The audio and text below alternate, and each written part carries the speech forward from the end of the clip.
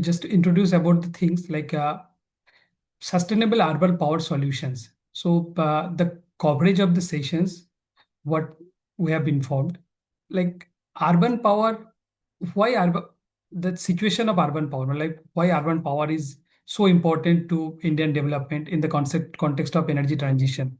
Like urban power holds a strategic role in the overall energy transition process. Like if we see the contribution from the cities in in the overall GDP of the country, like 60% of our national GDP is being generated from the urban portions only. If we talk about the demand, like I can talk about West Bengal, where last year the peak demand clocked around 10 gigawatt.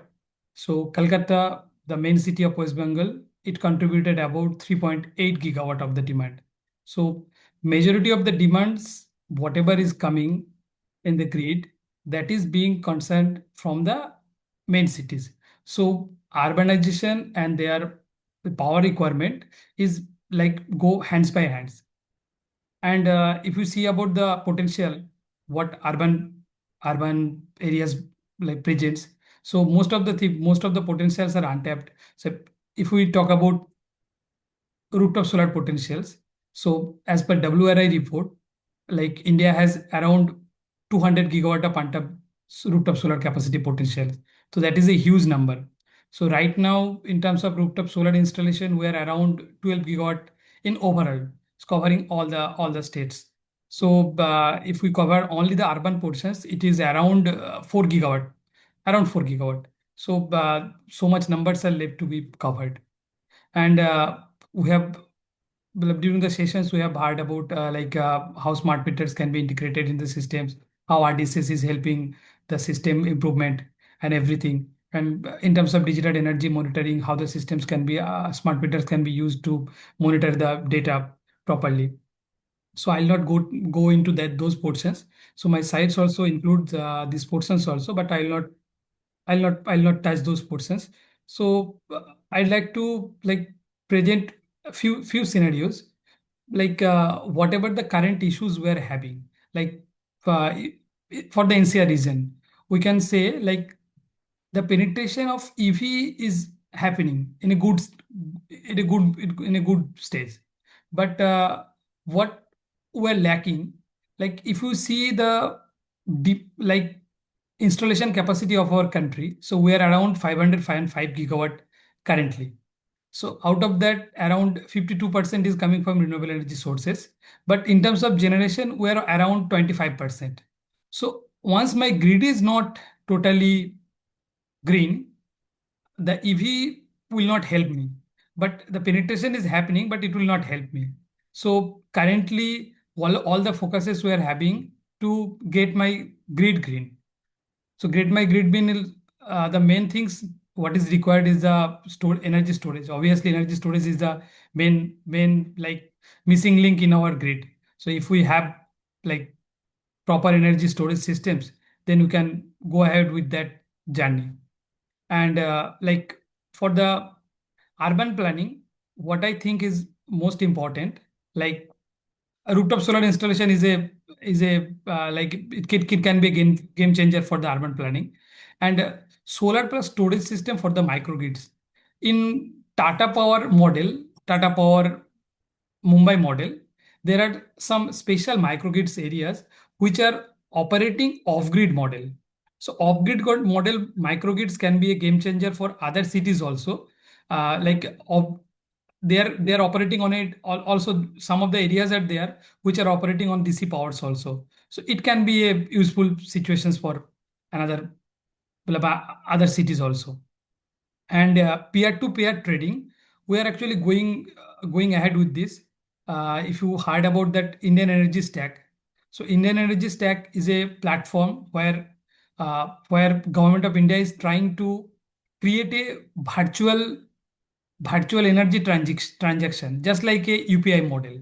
So like in UPI model, like we transfer the cash through the UPI platform. Similarly, the using our smart metering advantages, all the data we are having. So the same data can be planned if somebody is having additional storages and some like EV charging stations or any charging station or any shopping malls or any complex who requires that energy, that the person can trade the energy directly to that area, so that the overall uses of the high transmission grids can be somehow nullified.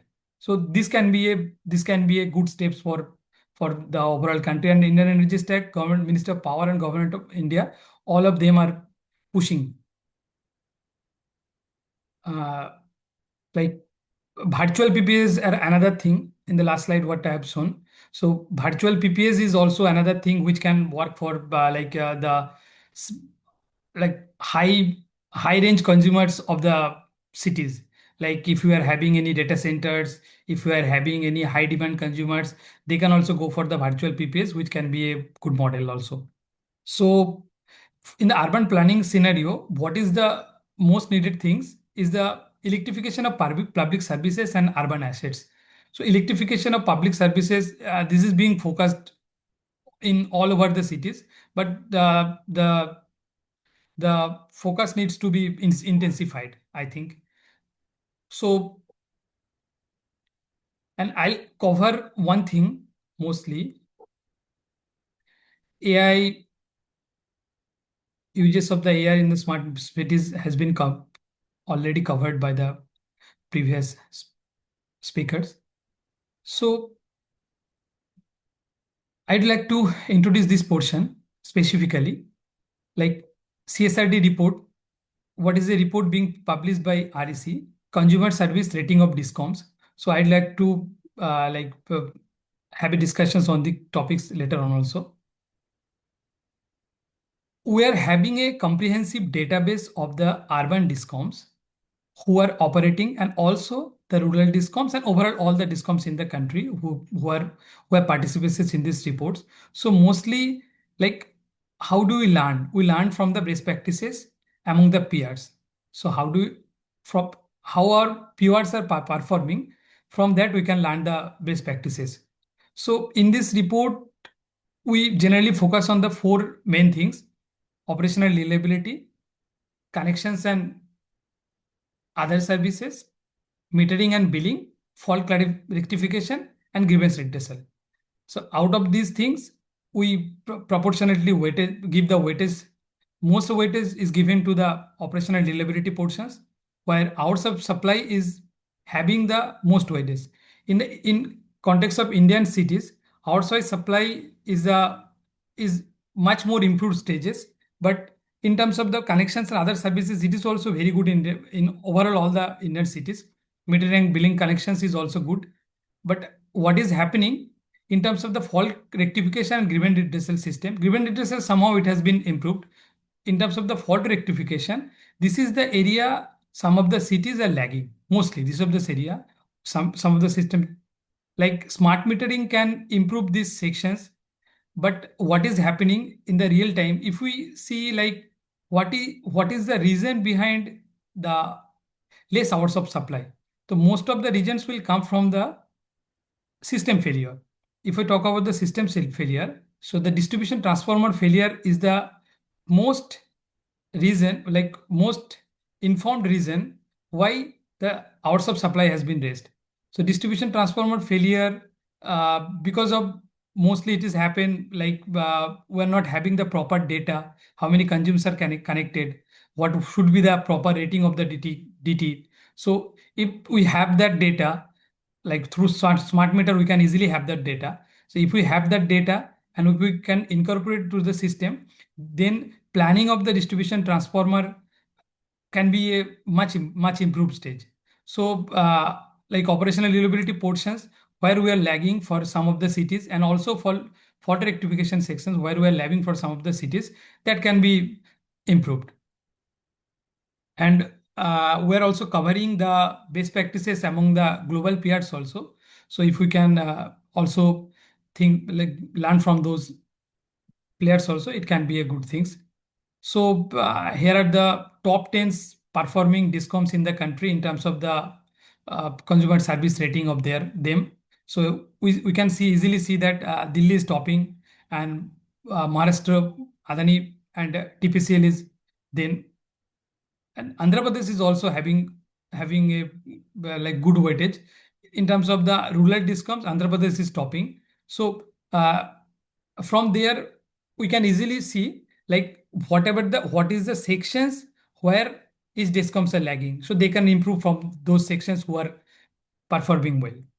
So, like I said, the strategies for achieving operational excellence and service excellence. So, most of the things will cover under the infrastructure modernization, digital transformation, and process efficiency and financial sustainability. And what is the look? I like to just tell like if you want to have a future proof urban grids, so RDSS one, which is getting like this March end, it will be over. So RDSS one is a great step from government of India. But what we think practically, what the discoms are, most of the discoms are lagging in terms of the, not the private discoms, in terms of the like state discoms, like their capital expenditure in terms of their system improvement. So most of the discoms are now relying on the centrally sponsored schemes. So the RDSS is having its own advantage, but even if these systems are not in the places, so then also the discom should invest in that, in those portions. And the draft electricity bills, what they are saying, like in the draft electricity bills, 2025, so they are proposing to introduce the maintenance portions also to all the players. So if the bills comes online, so it can be a game changer for the distribution sectors, for the rural and also for the urban distribution sector. So that's it from my side. Thank you for having me.